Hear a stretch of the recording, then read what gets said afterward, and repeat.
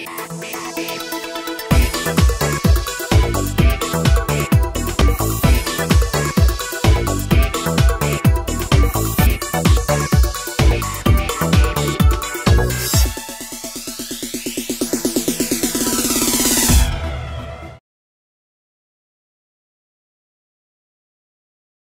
my name's Jessica, and I'm the Director of Fitness and Kids Programming at Portofino Island on Pensacola Beach.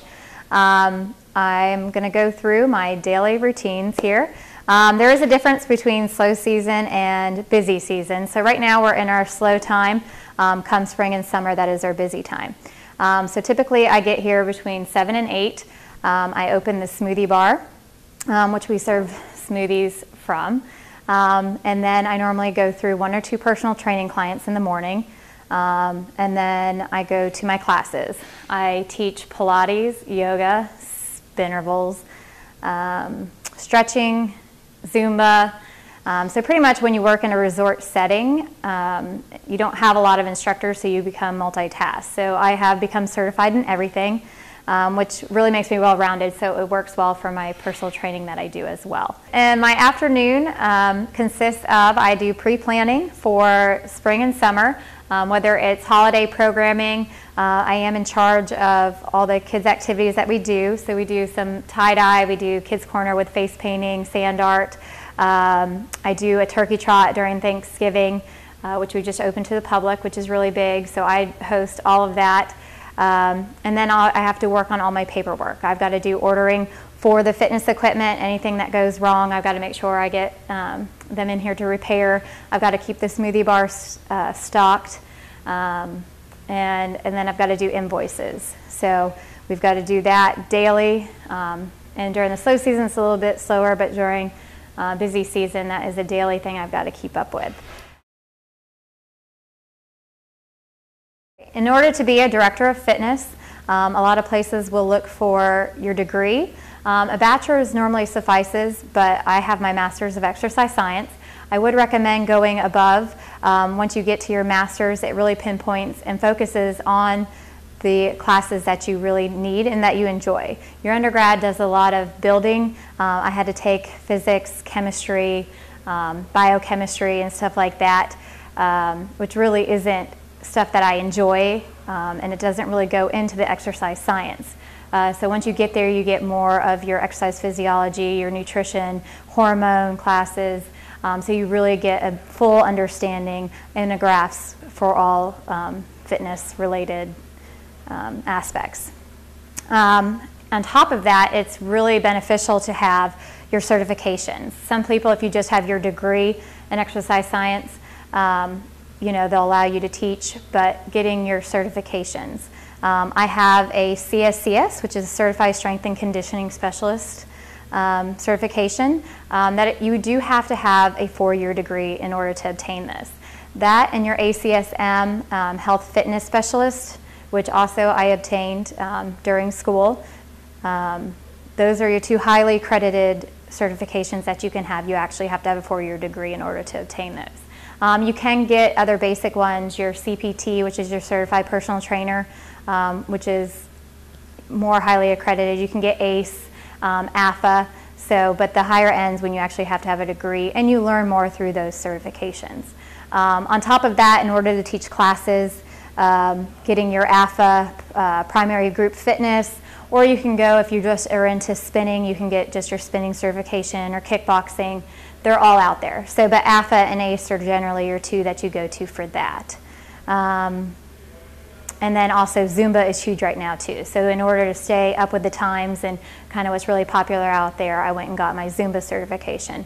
So everyone's different, but if you're going to teach with a name, you've got to be certified with that. The best part about my job is that it's very rewarding. To teach people about fitness, to teach them about what heart rate is and how it plays and weight loss, and to actually have people come to you for personal training and to see their progress. For them to be, you know, it's a quality of life.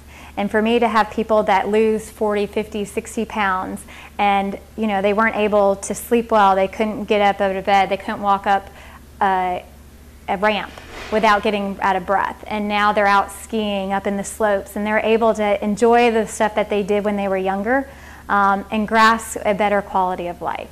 And for me, that's the most rewarding. Even the people that come to my classes, whether they learn, you know, one little thing at a time, or if they can, you know, practice on their balance, for them to get those little improvements and daily improvements, which go in to improve their whole lifestyle. That's what's really rewarding, and that's why I love my job. And I'm very passionate about my job. And if that's something that you're passionate about, is really helping people and making it, you know, trying to make an impression in their life where they're so thankful for you, then this is the job for you. And now rolling into the worst parts of my job, working at a resort, it's not always busy. It's not like your regular typical fitness center where you come in and it's busy and you've got that high energy. You know, sometimes in the afternoons it's dead. Now that's where I use my planning time for, but it's not 100%. All the personal training, I don't get as much personal training as if I was at a regular fitness center. So, and then it depends. When I do get my personal training, sometimes I have to be here at 6 a.m. or I have to stay till 7 p.m. So my days can range anywhere from 8 hours to 12 hours a day. So, and with that as well is you kind of have to be a team player. When it's slow here, I mean, this time of year it's only me. So I'm making smoothies, I'm teaching all the classes, I'm pre-planning. I don't have anybody underneath me to help me. So once we get into season, I get to hire and take some of that load off of myself. But right now I'm a one-man show. So you just have to really be ready for that and take on all the extra tasks that can be thrown at you. You might be asked to help in the restaurant, you might be asked to help in the concierge desk, you might have to help put chairs up on the beach. You never know, you're going to be a pawn and kind of help out where needed during the off season.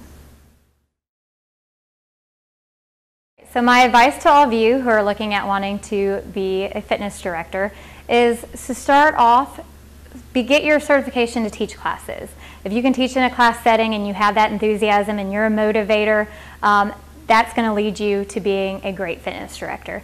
Whether you want to try and teach spin, yoga, Pilates, it's all going to help build you. If you're in college, I would recommend taking athletic training classes.